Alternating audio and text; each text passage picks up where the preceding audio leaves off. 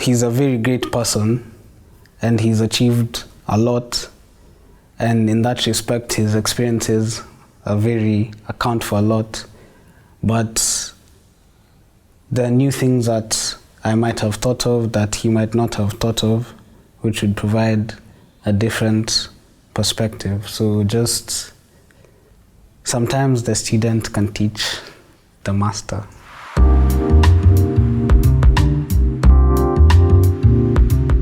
Hi, I'm James Juma, Absalom, also known as AB. These two gentlemen sitting by my side, my sons. Hi, my name is Gabriel Juma, and I am 15. My name is Walter Minor Juma. Yeah. So between the two of them, we have 15 and 20, 35 years of life. You won't add mine because that then skews everything. What I'm proud of about these two boys is that they have very distinct and very pronounced opinions, which they don't hold back. They will voice their opinions, and that to me sometimes it's not it doesn't feel right to me, but it tells me that they'll hold their own wherever they go. That he's the man of the house and he's able to take charge when needed. Just that, even that ability to take responsibility or to take charge. No comment. Actually, I'll give two. I'll give one for Gabriel, so since he doesn't have one. One I'd say is being more accepting of failure. Because I watched somewhere something, it's by not a very intelligent source. It's actually one of my favorite rappers. But he said that the reason society is not progressing a lot is because people are afraid to fail. And when you're afraid to fail, you won't even try.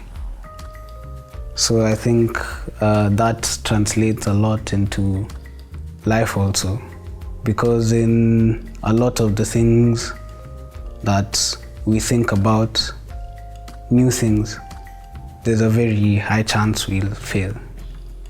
And that might stop us from trying if the space is not there. Because this might be a bit racist, but for white families, you'll find the kids do a lot of things like horse riding, ballet. By the time they're 18, they've practically done it all, and they're probably only good at one of those things, but they're very good at that because they know what they're not good at. So I think just maybe not that we'll go out and fail on purpose, but just to be more accepting of failure, because that then leads to more instances of trying out new things. The second one is just being more open to new ideas, and open not in the sense of acceptance, but just hearing it out, because he's a very great person and he's achieved a lot, and in that respect his experiences account for a lot, but there are new things that I might have thought of that he might not have thought of, which would provide a different perspective. So just sometimes the student can teach the master. He's right. I frown heavily on should we call it failure? We call it lack of success. Not achieving what you set out to do. But at the same time, my lack of acceptance for it is because I give them the choice to decide what they're going to do. So if you picked it, then you need to carry it to the very end. Perhaps what I'm more against is starting things that you do not intend to carry to a logical end. As for new ideas, there's new that is new, and then there's new that is scary. And what perhaps I will give very short hearing is that new that is scary to me. But I know that since they're persistent lads and they'll always voice their opinion, if it is new that has a point, it will be discussed and discussed again until it's new that makes sense. But if it's new that was just a flight of fancy, then it comes into one discussion and doesn't come again. If it comes a second and a third time, and especially if the third time it's being voiced from the door from a safe distance, then you know that it's something that he really has a conviction about, and you listen to it, you look at it through other eyes, a lot of times through their mom's eyes, because she doesn't know the difference between new and new scary. She takes on everything. What drives me? I'd say, okay, this might sound a bit egotistic, but I think from a young age, I've always believed that I'm great, like in my head. I've always thought that, okay, I've always believed that I'm like a step above the rest, or above people my age, or that I think a bit different or a bit better, but that's just in my head. So now I think what drives or what inspires me is to show people and to show the world that what's in my head. Yeah. There are two things. The first one is the belief that it's my destiny to be great. And the second one is the faith that people have in me, that I will succeed. So I like to fulfill their faith. Yeah. I think it's the need to be ahead of all the demands of life. The converse of that is the fear of being caught behind by the demands of life, and basically to have a comfortable, happy, smiling family. If I have that and nothing else, then life's complete for me. A man should be able to share the emotions when it's appropriate and necessary. Yeah, I sort of agree with Gab that you should have an outlet, but not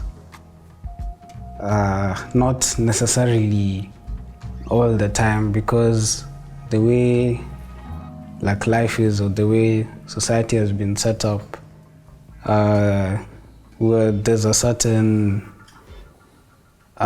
job that men have to do to be pillars or to be support systems. Because I think it would be a bit weird if I came home and I was stressed, and like I come home here and I'm stressed, and then I tell my dad about it, and then he also tells me, oh, same, I've also had a long day at work.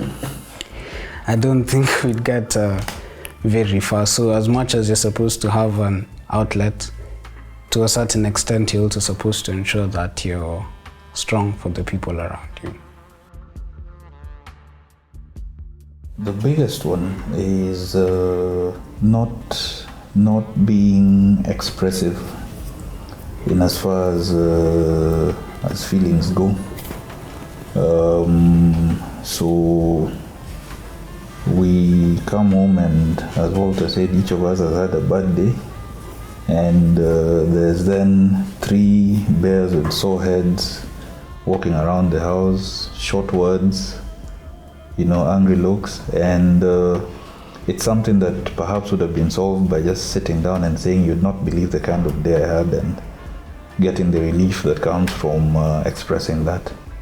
That I think is, it's a big pressure, I think, to men, both in families and even just men in the society. Let's start with what I want to achieve. I'd like to become a footballer. I'm taking steps towards it. And my success won't be counted in the number of trophies or the big team I play for. If I win the game, if I'm valuable to the team, then that's success in my eyes. Success to me would be me in a position where I'm not letting myself down in terms of my capability.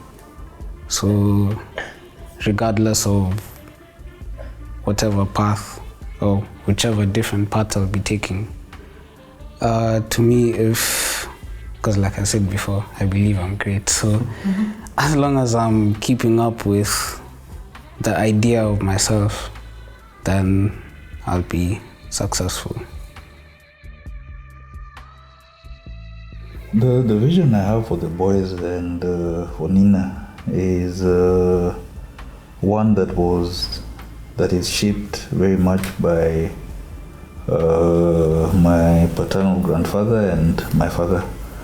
For them, and even for me, is so long as the boys are able to take care of themselves and take care of their obligations and are finding fulfillment in what they do, whether it's Gabi as a footballer or Walter as a photographer, then I don't care if they did that by not going to uni or doing whatever they did, but so long as they're able to take care of themselves and their obligations being if they then decide to start families, they're able to take care of their families and they're happy at what they're doing. That for me is where I see them heading. That for me, they would have succeeded.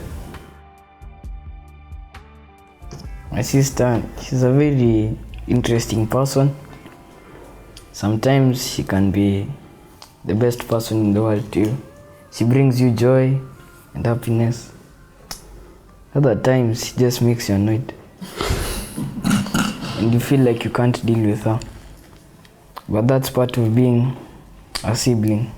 And I know I must have been annoying to Walter. So I took one for Gab, so he owes me an answer. Disciplinarian, loving. Tough. One thing that I'd say we do very well as a family is our ability to express ourselves as individuals.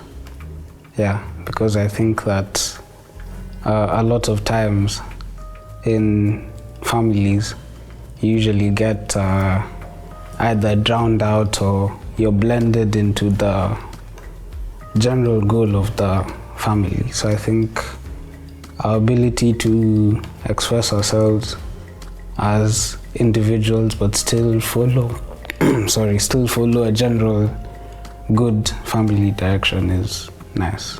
Yeah. I'd like to share that this has been a good experience, and At first, I was feeling a bit unsure and ambushed by this event. But now I see that it's valuable and helps in communication with each other. Life doesn't have a straight path, but whatever direction you're taking at the point you're taking it, take it wholeheartedly. So if you decide that you're going to be a footballer, then do it wholeheartedly, no stops, do everything that you need to do. If you decide that you're going to go in any direction, photography, acting, whatever it is, go wholeheartedly until it becomes manifestly obvious that you cannot make it that way. And then be big enough to change direction. So go hard, but be big enough to realize when you find that you're going the wrong way. As you move forward, to whoever will be watching this, try as much as possible to be yourself and express yourself for who you are, because in society, as we're moving forward, whether you admit it or not, there are a lot of boxes and there's increasing pressure to fit into those boxes. But I'd say try as much as possible to be your own box.